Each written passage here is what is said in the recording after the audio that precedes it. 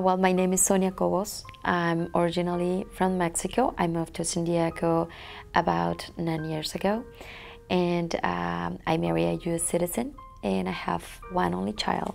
His name is Sargon, and he is about to be 9 in this summer. He is a lot like me. He is like my type of personality. He likes to talk. He likes people. He likes to play. He plays the violin. He was taking violin classes for a year, and he was actually very advanced on it. He loved singing.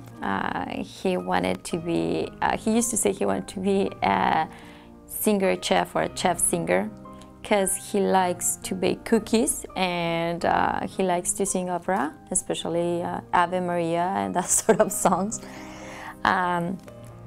And he likes to play. He's an all-American boy. You know, he likes to play. He loves Legos and video games and stuff. He's a very social boy? He is very, very social. He has always something to say he's always eager to give his opinion. He was homeschooled back when we were living in Vista, California. And so he is used to deal and relate himself with adults. So he's not afraid of talking and saying, you know, like an adult, saying what he thinks and what he sees. My husband Edgar is a U.S. citizen, and his maternal family is in Mexico, but we were trying to take advantage of that, you know, economical chance that he had. We just decided to move to the U.S. because of a business opportunity that he had, and because we were living back in Tijuana, and at that time I was going to the hospital to do my medical practice, and he had to cross the border every day, you know, at 4 in the morning. So it was an impossible task. And we thought it was going to be more, you know, profitable, more easy for us to grow economically and as a family, to move to the U.S., help him out on his business project, and then after that, me go back to my medical practice here in the U.S. But things changed radically once we came to the U.S. and everything started depending on him. Me, my son, his kids, we all were dependent on his business, you know, his projects, and we were helping out. I was helping as much as I could. I mean, I went physically there and made, you know, alarm installations. I wired homes. I helped him with blueprints. I learned to do what he was doing, and in order for us to grow in this business and kind of like get together our lives here in the U.S. At the beginning, it was like a family project, you know, we're with all these expectations and all that, but it went to a point that I realized that I was not getting anything out of it. For 2 years, I wouldn't have my own clothes. He wouldn't give me money, you know, not to go to the supermarket and myself pay for something. He will go and pay for me. I will use his clothes because he was so jealous when I would use anything remotely feminine. And in order for me not to get into arguments, not to get into, you know, the pressure of having him, you know, upset, I will rather go along with whatever he wanted to do. So, but that caused a lot of, you know, pain, a lot of suffering. I don't even, at that time, I couldn't even identify what I was feeling so low, so depressed. And so for like the first 2 years, that was my life with him. He will be absolutely controlling and jealous all the time. And unfortunately, you know, we women sometimes, we just go along with it just for the sake of, yeah, of not arguing. You know, unfortunately, like many women that go through this sort of domestic violence or control, you know, it takes you a long time to realize what is going on. At the beginning, I used to think it was my fault, and I couldn't pinpoint exactly what was so wrong with me and why I was feeling so bad.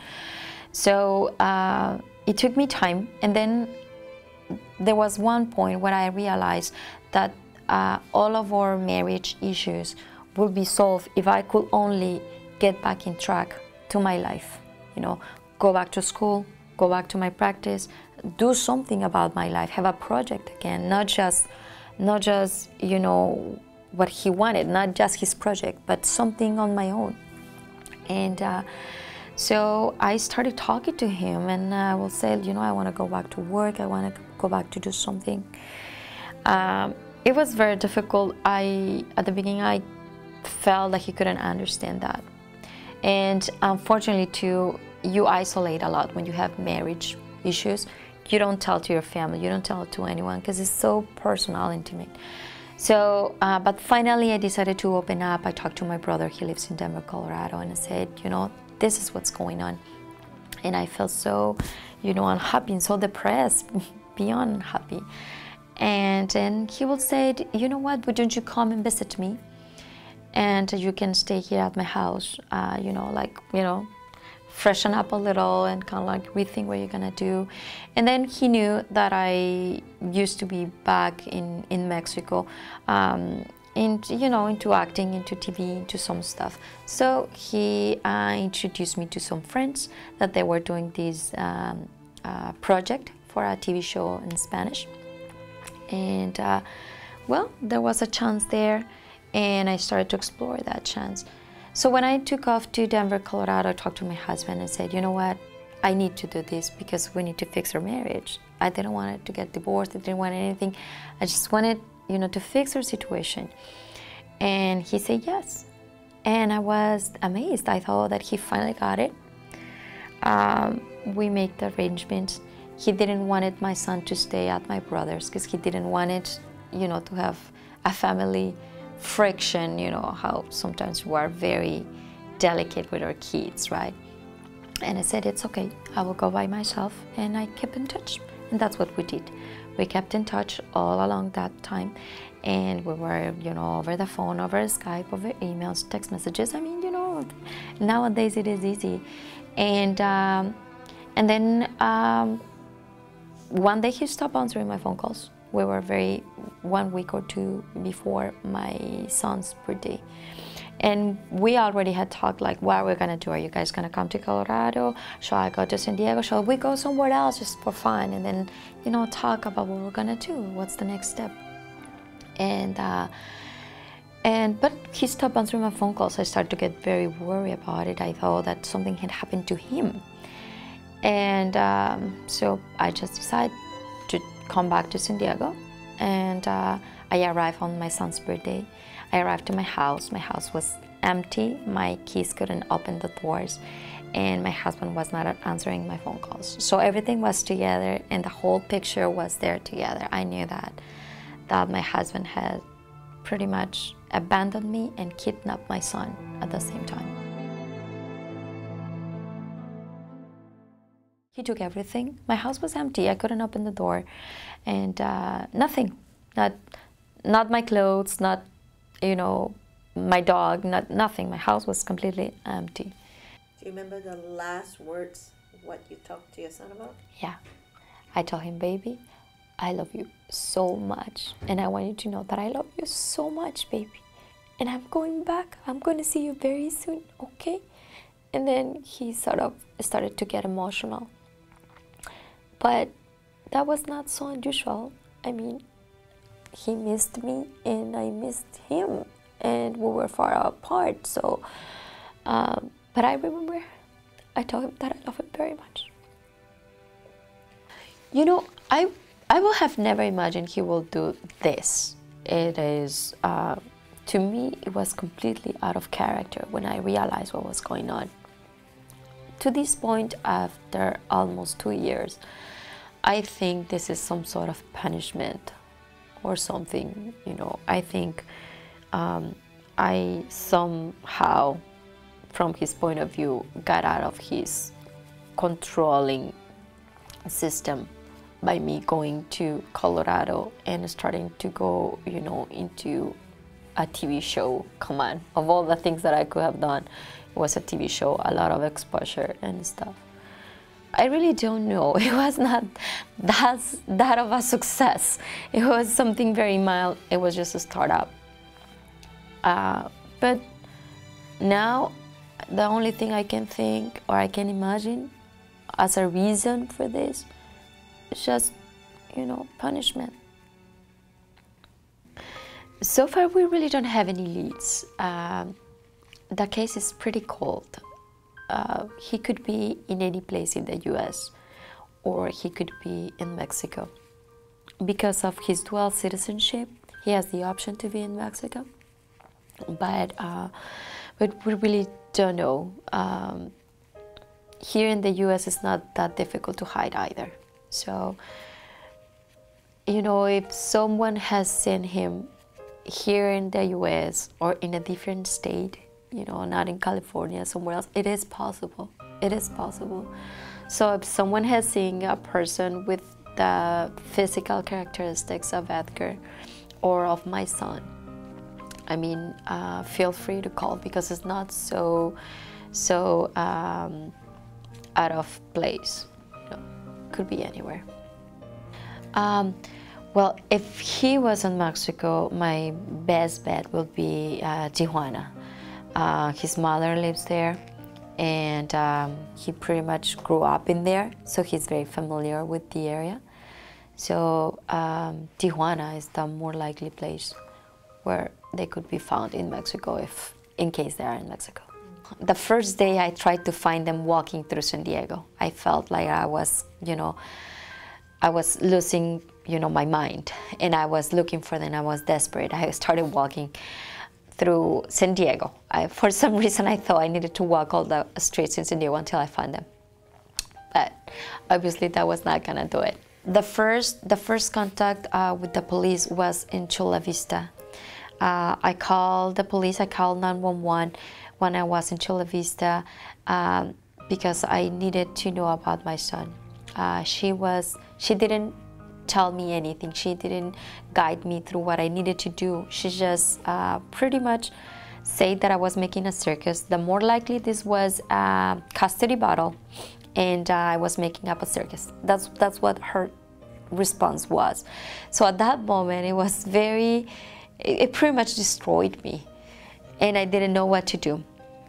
Fortunately for me, I encountered another police officer, and he's the one who actually told me that I needed to go back to Vista and file a missing child report from there. So next day I went back to Vista, California, where we used to live. I went to the sheriff department in Vista, and I filed a missing child report. I was lucky. The police officer that was there, she was very nice and kind, and she oriented me. She not only filed the child report, but she also guided me to go to the abduction unit from the district attorney's office. I called the abduction unit, and then since we were still married, we were not in a divorce process or nothing. So we still had custody. And because of that, I needed to file with the court for a hearing so I could be granted full custody in order for them to help me. I went to court, I filed for an ex parte, and the judge granted me custody immediately. He knew about the case, and he understood of how bad the case was. And he granted me custody in order for me to be helped by the abduction unit. That same day, I filed all the paperwork from court to the abduction unit, and they assigned an investigator. And then during that process, I had to gather some information, like my son's birth certificate, my birth certificate, So it was a lot of paperwork and stuff that I needed to do. I did that for like 2 months. Then after that, there were many follow-ups and hearings and stuff. Hearings that obviously my ex-husband never attended. I kept in touch with the investigators in the abduction unit. Unfortunately for me, the investigator assigned to the case at the beginning, Miss Carol, she was not very helpful. Unfortunately, she did not investigate it much. She pretty much dismissed the case in many ways. She also, as the first police officer, thought that this was a custody battle. It was until January or February 2013 that I filed a complaint, an official complaint, and I sent several copies to several persons, and I complained about the investigator lack of caring, lack of work. And actually I was lucky. I was not only hurt by her superiors, but also I encountered a very nice lady that works for the DA's office. She's Miss Julie.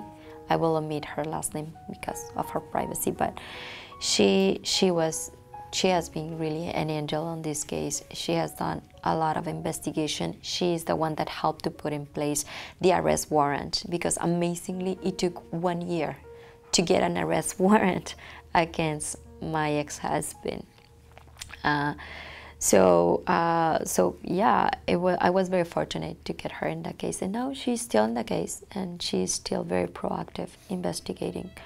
Unfortunately, time, it's very important. So by this point, we already lost a lot of time, and for Julie and the people involved in the investigation, it's very difficult to track his walk-ins, right, at this point. My son is 8. He disappeared when he was gonna be 7, his 7th birthday. That was the awful day. He's 8 now, and he's gonna be 9 in July of this year. Since from the beginning, after I got a hold of the abduction unit, the National Center for Missing and Exploited Children contacted me. They contacted me and they told me that they could help, and then there are these organizations that help in these cases, and they are. I mean, they put together information, posters, flyers, and then they posted, you know, his picture on various sites, websites on internet, and kind of like get the word out. And so far they have been very helpful, and actually they are still the organization to contact to in the case that someone has seen my son or my ex-husband.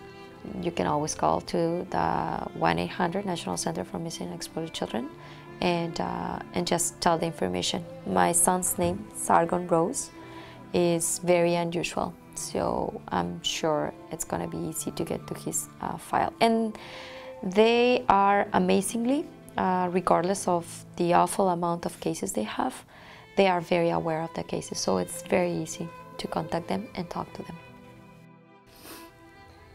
I love you, baby. I love you with all my heart. I have never, and I will never give up.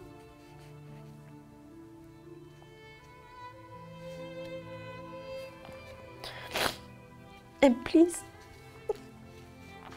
be happy. Be just happy. I will do all the work. I will walk all the walk. You just be happy, Miguel. I hope he's not sad. That's the only thing. I just hope he's not sad. I tell him, like, hey, son, if you're saying this, don't worry about me. I'm happy. Don't worry about me. I'm okay. Don't worry about me. And then say that in. So please, Sargon, if you are watching this, don't worry about me. I mean, I'm looking for you. I'm fighting. I'm strong, and I'm gonna keep fighting until I find you, baby. You don't worry. You just be happy and be a child and enjoy every single moment. This is not a problem of yours. This is between you, between me and Dad. That's it. And I will find you. And I love you. You have never lost me, and I will always love you. So far, after 2 years, I have heard a lot that comment that I shouldn't worry because my son is with his father. But I will ask you, whoever it is that is out there, if you know anything about my son or the case or his father, please help me out. It's not easy to live through this. And even though he's with his father is a fugitive and is living as a fugitive. He has criminal charges and he's hiding. So his economical conditions, emotional conditions, psychological conditions are not those of a normal, regular father. Is a father that is not thinking through or putting in first place the well-being of his son. So just that alone should be a good reason to call and give information. Please help me, but most importantly, help my son.